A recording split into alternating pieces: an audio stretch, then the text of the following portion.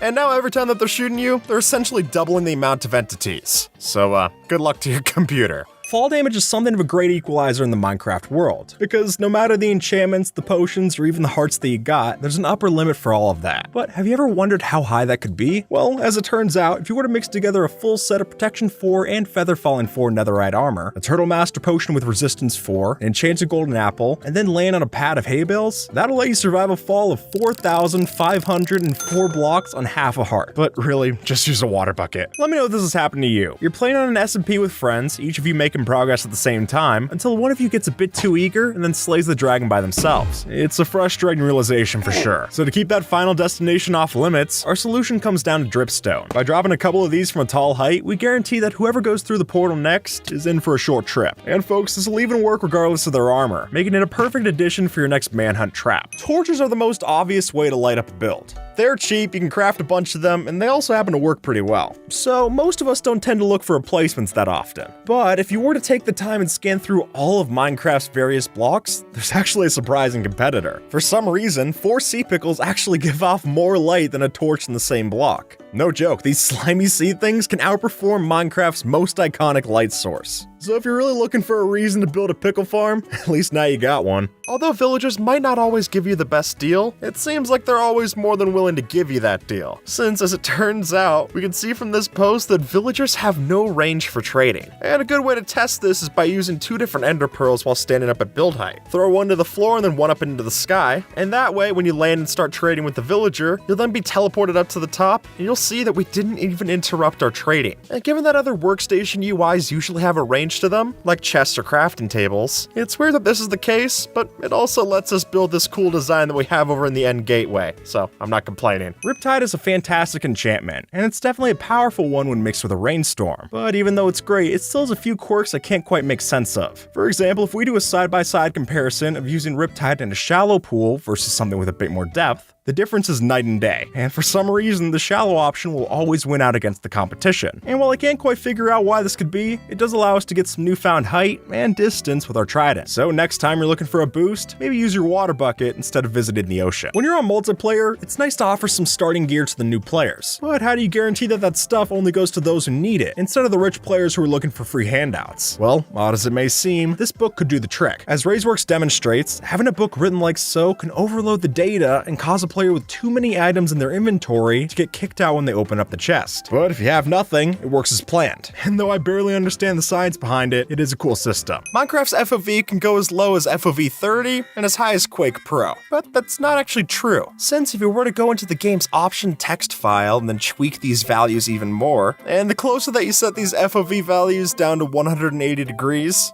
the weirder your camera gets, until eventually it's unplayable. And speaking as someone who already thought the game was unplayable playable in FOV 30, that's saying something. Here's how to turn your Strider into a ride or die. Since back in Snapshot 20W13A, there was a glitch that was added in where if you jumped on a Strider and then had a fungus on a stick to guide yourself, then once you angled yourself against these blocks, that would actually allow you to travel 10 times faster than you normally would. Even the Strider looks confused, and I can't say I blame it. Luckily, the Nether doesn't have any speed limits that I know of, but even if it did, you'd be moving so fast, you'd be able to avoid those laws anyway. In Minecraft, there's knockback, knockback 2, and then the kind of knockback that launches you 1100 blocks away. Thanks to the community's discovery, it turns out that by stunning a Ravager in a build like this, and then sitting on a minecart above, we can get launched hundreds of blocks away from the location. And if you're looking to extend that airtime, maybe bring in a Elytra as well for an even greater liftoff. Random tick speed does a lot in Minecraft. If you set the random tick speed to the max of 100 million, then you'll notice that all the mobs around you will freeze in place. Truly, the game just grinds to a halt since it's giving so many blocks in the game a random tick update. And typically these blocks will get a random update on average every 68.27 seconds. But with this increased tick speed, it would be every 0.00002 seconds. And at that point, neither the game nor your eyeballs can keep up with that rate. Obsidian takes a long time to mine, but what level of efficiency would you need to instant mine obsidian? Well, under regular conditions, it takes 1.55 seconds to mine obsidian using an efficiency 5 haste 2 netherite pickaxe, which compares to roughly 8 seconds that it would take with a regular netherite pickaxe. And as this user found out, if we go through all the data, we can see that with this give command, we can get ourselves a special level 50 efficiency pickaxe, and that'll let us breeze through obsidian even faster than creative mode. Here's why the hanging sign might be one of the deadliest blocks added in Minecraft. No, I'm being serious. If you boot up Bedrock Edition and place a hanging sign like this, then by throwing a channeling enchanted trident into it in the right angle, you'll see that the trident gets stuck, but it's not deadly. At least, you think it isn't. That is until you have an entity actually walk underneath it. At that point, the trident thinks it's supposed to spawn some lightning, and any mob that comes close enough to it will be struck by lightning many times a second. And then what your friend thought was just a simple store selling tridents quickly turns into a funeral home. Their funeral home. Here we see a comparison between a full row of powered rails compared to what we have on the opposite, which is the most efficient no redstone torture block railway that you can build. And the difference here is that we're only using powered rails and activator rails when we need to, and then spacing them out with 30 regular rails in between, which could help you save on gold if you don't quite have that piglin farm yet. But I gotta say, even though I know that both of these are equally fast, I'll still never be able to wrap my head around the fact that having entirely powered rails isn't the faster option. But that's probably just for my younger self building a bunch of roller coasters this way. In the past, we've talked about what's the most damage you can do in Minecraft. And as it turns out, it's using a TNT arrow cannon like this one. But the truth is, folks, we lied to you. That's not the deadliest thing you can do in Minecraft. I know, I was shocked too. But the reality is that if you set up a command block that's always active, running the command, like you'll see on screen in the description below, this means that whenever you shoot an arrow, it'll become the deadliest version an arrow could possibly be. And at that point, forget about critical hits. You're gonna one-shot everything in the game. Just don't one-shot yourself, since if you shoot an arrow up and hit yourself, in certain versions of the game, that can cause it to completely crash. After all, Steve only has 10 hearts, and with how much damage this does, it might as well just delete the word heart from the dictionary entirely. It's that bad. Minecraft is famous for its random generation based off a string of integer values. And I think we've all come across these so-called seeds when booting up one that we found online or typing in one of our own. Though on the chances you don't do either, how does the game come up with a seed? Well, the answer is more straightforward than you might think. When left to automatically generate a seed, the game will just use the system's time as that seed. And through this, we're able to access a sliver of the over 18 quintillion possible seeds. And I doubt any of our clocks have enough time to showcase all of those. This goat looks like it's in trouble, but don't worry, since the truth is that goats are fully capable of doing parkour, and all of a sudden this lava pit doesn't feel as inhumane. And the reason for this is because that little bit of hesitation that it does before a jump is actually the goat calculating where it has the best arc to. And you can see all those calculations visualized in this post here. It's pretty cool, which goes to show that even if you're the best at parkour, you'll never be the goat. Now, what you see might look like a lot of beehives, but the truth is that it's actually even more bees. Since through the help of commands, we were able to spawn all of these beehives, each of them with 3 bees inside.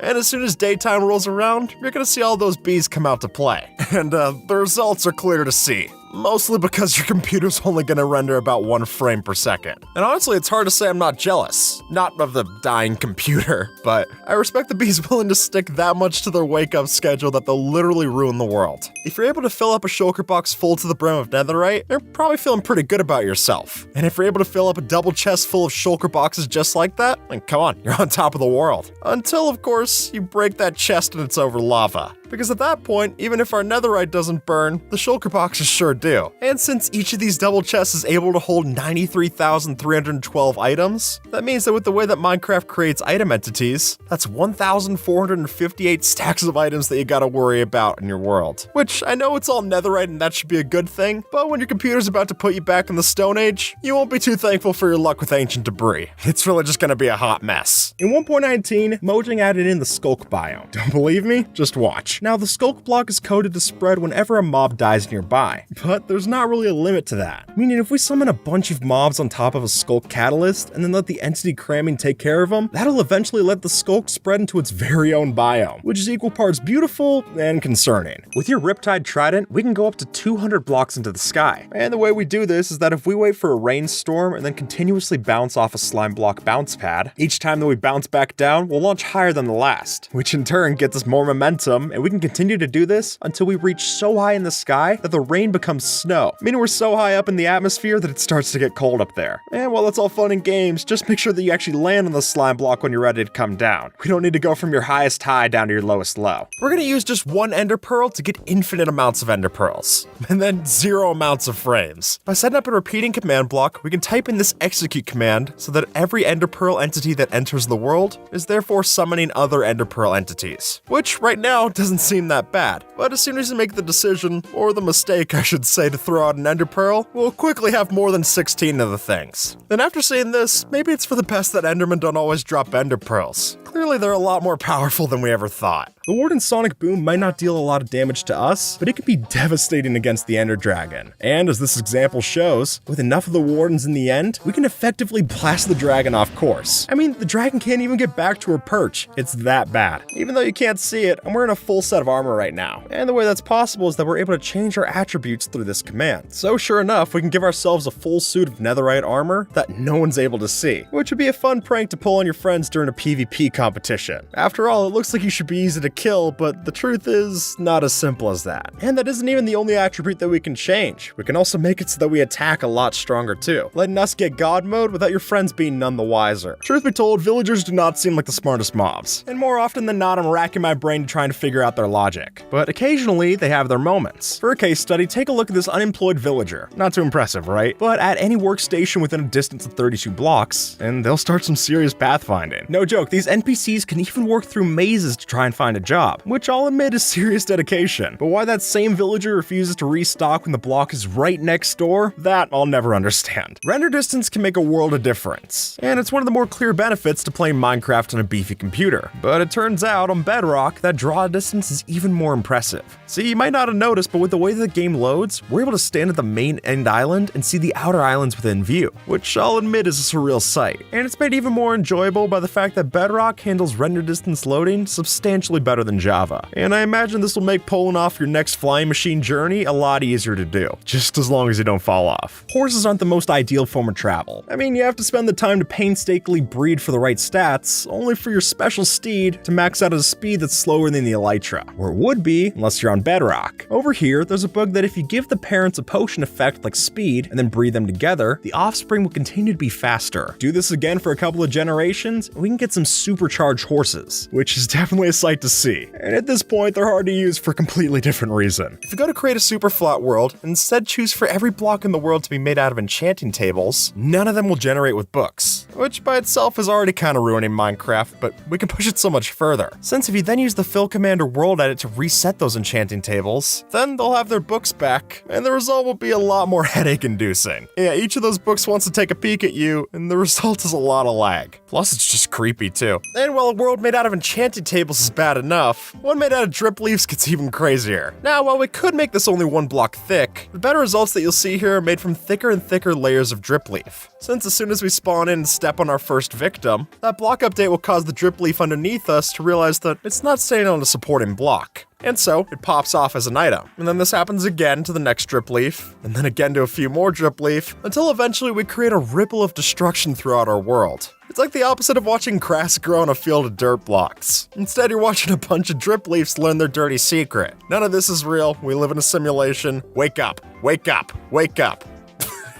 Now, by themselves, these zombies aren't much of a pain, but packing a whole bunch of them, we've got something even scarier, lag. And that, folks, is the last thing you want on a server. So to give your friends a tough time, why don't we use an undead union of our own? After grabbing a bunch of zombies, lay down a pile of items, and then wait for them to pick it up. And from there, once their hands are stuffed, those suckers aren't going to despawn, giving us the mobile lag machine to place right inside your friend's base. In Snapshot 21W08B, you didn't have to use a budding amethyst to get more of the stuff, but instead, by placing a piston facing upwards with a slime block on top, all we had to do was line all faces of that slime block with a corresponding max amethyst chunk, so that when we activated the piston, it would duplicate all of the shards. Which, if you need a lot of tinted glass, could come in handy. But I can't say the same if you need a lot of spy glasses, because those are barely useful when you have one of them, let alone 65. Building vault doors with redstone's nothing new. And while we've definitely seen some really large piston doors, what about a door made out of really large pistons? Made by crafty mastermen, this here isn't just a big vault, but it's a big vault made out of even bigger large-scale blocks. And those large-scale blocks are completely functional. Like, no joke, look at the pistons, the repeaters, even the redstone dust and torches. All of them work, and all of them are giant. And honestly, when you look small compared to the buttons on the build, you know that you got something serious. But that's not even the largest piston that we're gonna see in the video. Since in this example built by Lord John 25, we get an inside look into how ridiculous it is to build one of these things. Now obviously the piston, or sorry, bigston, is itself something impressive to look at. And while it is fully functional, it's only when you fly inside of the machine that you can see how impressive this actually is. I mean, looking at all the redstone inside of this, it looks like you're flying into the Matrix. I can't understand this more than ones and zeros. And a lot of the redstone that we're seeing is to bypass the 12 block push limit of the piston, making this truly remarkable to watch, especially when you see it time-lapse like this. Here's how to kill the Wither in one arrow. You're just gonna need to use a lot of redstone, since what Cubic Meter built here is a machine that's able to use TNT blast to speed up how quickly we shoot an arrow to the point where it's able to do enough damage to instantly kill anything. And what I particularly like about this design versus what we've shown off with the rail cannon in the past is that here it uses the explosion from the Wither in a blast chamber before deleting it with the railgun. And honestly, to do all of this for a redstone competition too, that's even more impressive for me. I can't imagine pulling together anything this impressive ever, let alone during the stress of a competition. And that's not the only crazy design from Cubic Meter that we'll see in this video, since what we've got here is not only a way to get us loads of obsidian, but also completely demolish the obsidian pillars in the end. See, by trapping not just one wither, not two, but 40 withers in the same pillar, we can get ourselves enough obsidian to make a giant overworld gold farm multiple times over per hour. And honestly, with all this obsidian, I'd love to start building with the stuff, but unfortunately, I can't break it quite as fast as a wither. Granted, I can't break any block fast enough to get to 240,000 an hour, so maybe I was gonna lose that one from the start. Using flying machines to dig a perimeter is nothing new, and tiny ones like this tunnel blower have become pretty popular. But what Sidecraft's built here is something that makes those seem a little small by comparison. And really, to call this quarry giant would be an understatement, since to actually be able to see the whole thing, you need to fly past it in spectator mode. But what this does is exactly what you expect. It'll systematically delete your world line by line. And it doesn't matter if it comes up against water, gravel patches, lava, anything. This monstrosity will take care of them, and then some. So now the only question is, what do you do with this giant hole? This mob farm, conveniently called the End of Light, is one of the fastest mob farms in Minecraft. And what Victor 40, VK Tech, and Ima MC have done here is make a farm that's not only completely survival friendly, but one that's also capable of getting us 3.1 million items per hour.